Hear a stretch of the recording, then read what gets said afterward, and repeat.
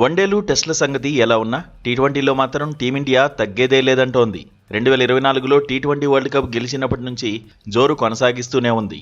గత పొట్టి ప్రపంచ కప్ తర్వాత రోహిత్ శర్మ, విరాట్ కోహ్లీ, రవీంద్ర జడేజా గుడ్ బై చెప్పినా ఆ లోటు కనిపించకుండా ఆడుతోంది టీమిండియా.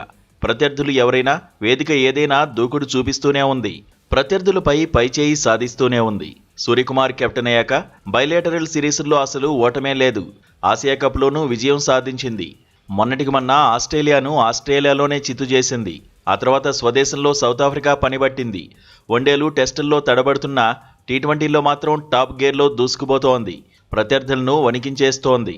న్యూజిలాండ్తో టీ20 సిరీస్లోనూ బోనీ కొట్టింది. నాగపూర్లో టాస్ ఓడిపోయినప్పటికీ ఆ ప్రభావం కనిపించకుండా చూసుకుంది. ఆల్రౌండ్ షోతో కివీస్ను కంగు తినిపించింది. మంచు ప్రభావం చూపించిన పక్కా ప్లాన్తో భారత్ జట్టు ఆకట్టుకుంది. 5 మ్యాచ్ల సిరీస్లో 1-0 ఆధిక్యంలోకి దూసుకుపోయింది. ఇదే జోరును కొనసాగిస్తే టీ20 వరల్డ్ కప్లోనూ టీమిండియాకు తిరుగుండదనే చర్చ జరుగుతోంది. వచ్చే నెల 7వ తేదీన టీ20 వరల్డ్ కప్ జరగబోతోంది. ఈ మెగా ఈవెంట్లో డిఫెండింగ్ ఛాంపియన్గా భారత్ ఆడబోతోంది. డిఫెండింగ్ ఛాంపియన్గా అంచనాలు అందుకోవడం అంత ఈజీ ఏమీ కాదు. స్వదేశంలో ప్రేక్షకుల మద్దతు ఉన్న అదే రేంజ్లో ఒత్తిడి కూడా పెరుగుతోంది. టీ20 వరల్డ్ కప్లో డిఫెండింగ్ ఛాంపియన్గా బరిలో దిగిన ఏ జట్టు కూడా ఇప్పటివరకు టైటిల్ను నిలబెట్టుకోలేదు. కానీ భారత్ ఆ చరిత్రను తిరగరాస్తుందనే అంచనాలు ఉన్నాయి. అందుకు తగినట్టే జట్టు కూడా సెట్ అయింది.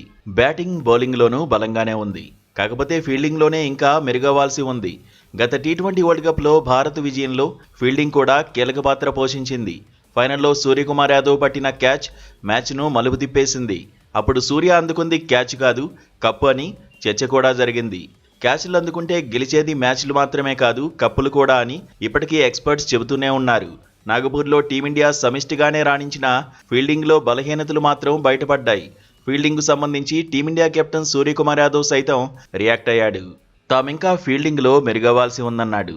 కొన్ని బలహీనతలు ఉన్నా మొత్తంగా ఇప్పుడు టీమిండియా హాట్ ఫేవరెట్ అనడంలో డౌట్ లేదు. కుర్రాళ్లంతా వచ్చిన అవకాశాలను వినియోగించుకునేందుకు పోటీ పడుతున్నారు. అయితే తుది జట్టులో పదే పదే మార్పులు చేయకుండా సరైన కాంబినేషన్తో బరిలో దిగితే టీమిండియాకు ఎదురుండదని ఎక్స్పర్ట్స్ అంటున్నారు.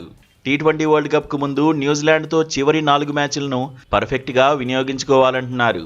గెలుపు జోష్ను కొనసాగించడం కీలకమని గుర్తు చేస్తున్నారు.